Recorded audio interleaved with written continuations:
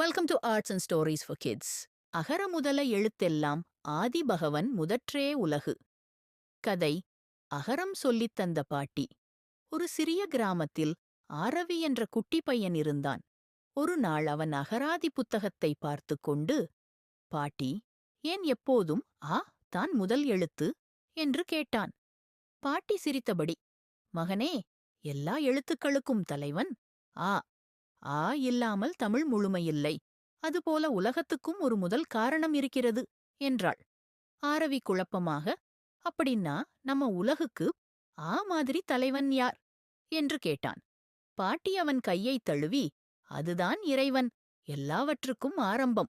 மரம் வளர மண் தேவை, நதி ஓட மலை தேவை, அப்படியே உலகம் இயங்க ஒரு காரணம் வேண்டும் என்றாள்.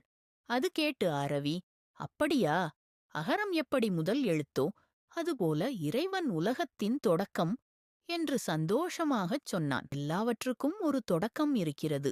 மதித்து நன்றியுடன் வாழ வேண்டும். எப்படி ஆ என்ற எழுத்து எல்லா எழுத்துக்களுக்கும் தொடக்கம், அதுபோல் உலகத்திற்கும் ஒரு காரணம் இருக்கிறது.